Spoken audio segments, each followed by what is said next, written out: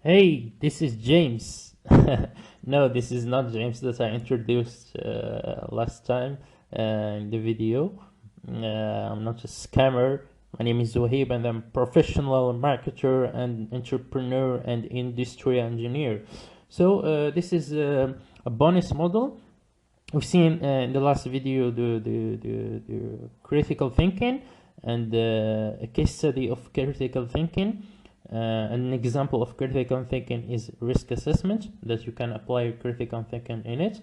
So now we're going to see another example or and case study of critical thinking.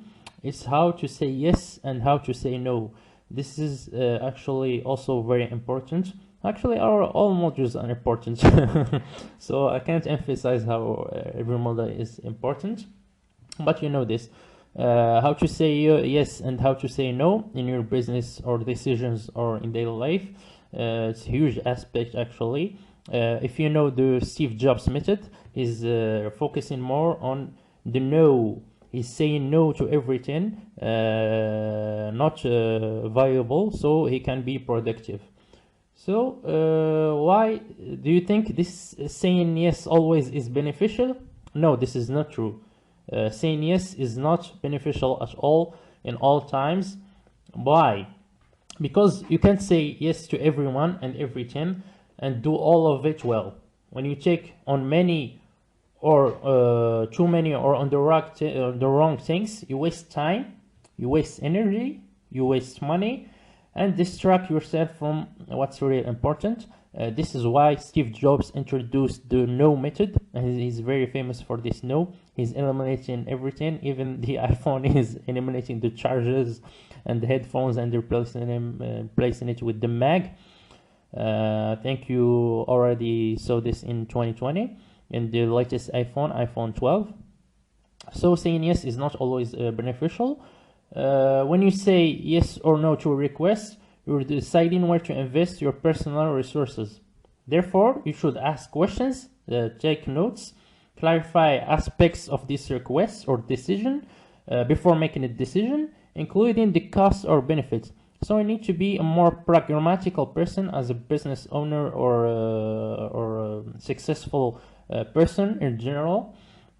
That's why differentiating between yes and no is very important and crucial actually for your productivity. We're going to introduce more modules about productivity later and time management soon actually. Let's have an example of saying yes or no. For example, due diligence for investing.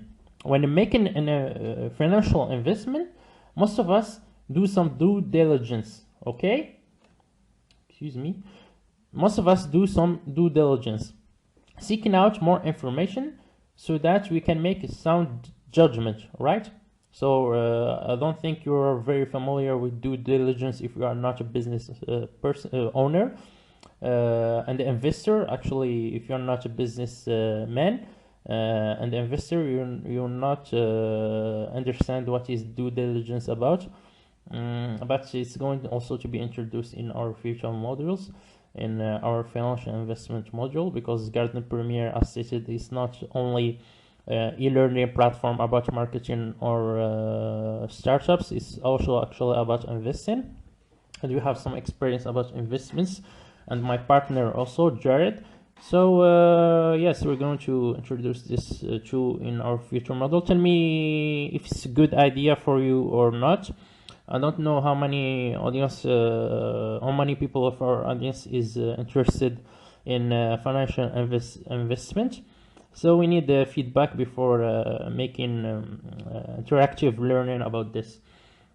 So therefore, saying no, it's can be more productive in due diligence and have more benefits and merits than demerits of saying yes. Because you need to weigh the costs and benefits of this investment, if it's worth it or not. For example, Walid bin Talal, I say this example a lot because I'm a fan of Prince Walid bin Talal, and I know some of his employees in LinkedIn in general. So he's actually the Warren Buffett of the Arabian world. And his method of investing, he's making due diligence clearly stated in his when he make interviews with the persons that he's going to acquire their businesses. He's more pragmatical person, and only focuses on the costs and benefits of the business and not emotional side.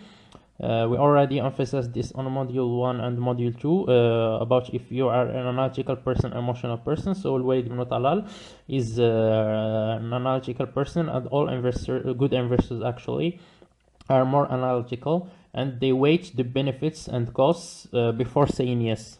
So this is why critical thinking is important. So you need to make critical thinking in everything and not just be an emotional person.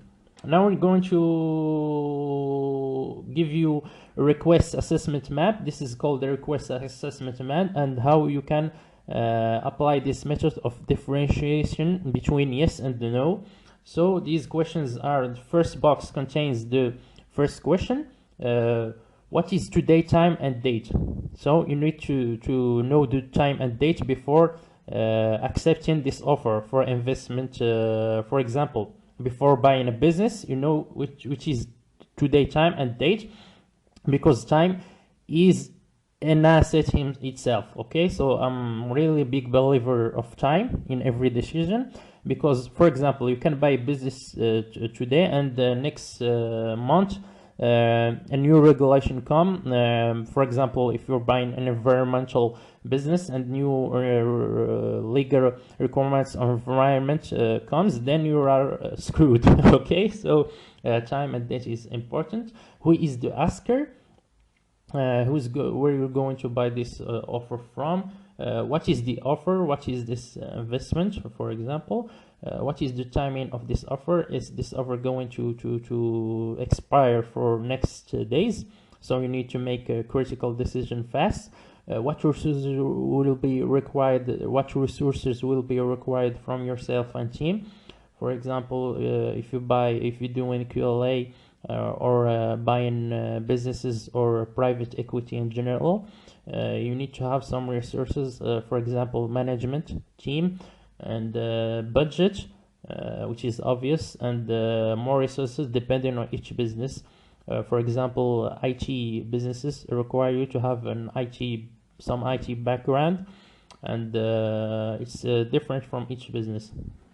Now the last box from the request assessment map is what are the possible benefits and hiding costs.